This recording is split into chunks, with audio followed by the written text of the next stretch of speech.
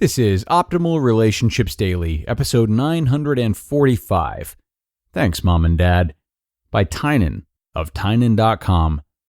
Hello, everybody. I am your host, Greg Audino, and I am happy to be here with you for our final post before the weekend. Today, we'll be featuring work from Tynan, who's an author we read more frequently from on OLD, but we've claimed him here today on ORD.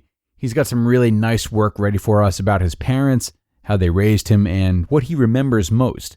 Certainly a different kind of guide for parents, but a great guide nonetheless. So let's end the week strong with this one as we optimize your life. Thanks, Mom and Dad, by Tynan of Tynan.com.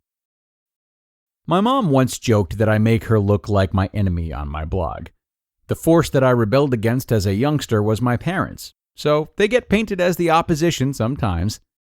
I'm proud of this rebellious streak and attribute some of my success to it. But I also know that I would have none of what I have if it wasn't for them. Even ignoring the all-trumping donation of their genetic material, my parents, along with the rest of my family, are unquestionably the biggest positive force in my life. Although it doesn't usually make it into sappy blog posts like this one, the truth is that every single day, I think about how incredibly lucky I am to have such incredible parents. If I dwell on the thought too long, I find myself fighting back tears of gratitude. As someone who enjoys a huge degree of personal freedom, I am only now beginning to be able to comprehend the sacrifices that my parents have made for me. I was a difficult child even before I was born, giving my mother 36 hours of labor before finally popping out into the world. From that time until long after I left the house, she and my father put my needs above their own. It's fair to say that for most or all of that time, I didn't realize how profound this sacrifice was, let alone acknowledge it. My mother taught me to eat healthily long before I would accept it or even entertain the idea. Despite my immature ridiculing of it and the high cost, she continued to buy organic vegetables to feed my siblings and I. Until seeing what was in other people's fridges and actually grocery shopping for myself, I didn't realize how much more difficult and expensive it was to feed us healthy food. She also prohibited us from watching TV other than educational shows. I hated this and fought it, only to be told that I would someday be glad. She was right. The productive time I have now for programming and writing, which otherwise may have been spent on a TV addiction, I owe to her. Mom also taught me to be stubborn and independent.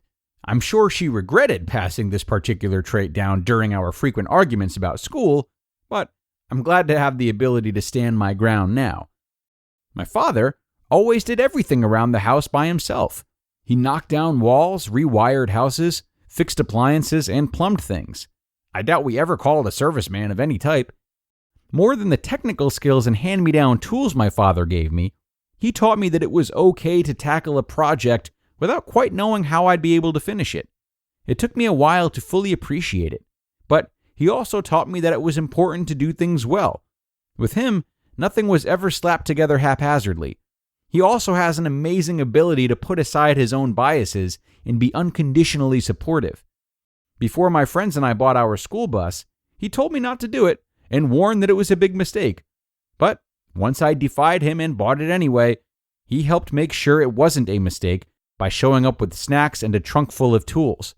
Once we'd finish one part of the project, he would be the first one to say, "Okay, what's next?" and keep things moving.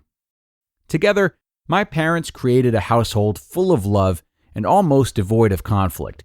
Indeed, any conflict I can think of was created by myself. I never saw my parents fight until close to the end of their marriage, well into my adulthood. Even that separation was done amicably. My parents have always encouraged me to be independent and allowed me to follow my own path.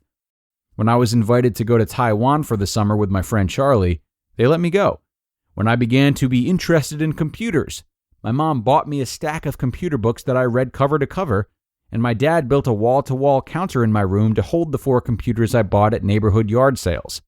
Even though my parents were upset when I dropped out of school and became a professional gambler, they eventually accepted my decision and even allowed me to gamble under their names. With no condescension or resentment, they gave me the rest of my college money, knowing I would invest it in gambling.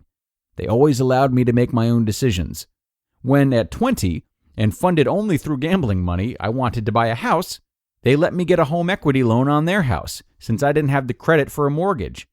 I don't think I've ever received such an unequivocal display of faith. I can share little anecdotes, but I'm finding it impossible to articulate the immense gratitude I have for my parents, for the perfect childhood they gave me, and for the amazing siblings I shared it with. I've seen so many people whose lives seem to be spent reconciling events that took place in their childhood, an obstacle I've been spared. I know that whatever I've done with my life has only been possible thanks to the foundation put in place by my parents, and that only a small part of my happiness is truly due to my own effort. Thanks, Mom and Dad. You just listened to the post titled, "Thanks, Mom and Dad," by Tynan of Tynan.com. And a great reflective piece from Tynan today. Thanks a lot for the gratitude and detail he expressed in this one.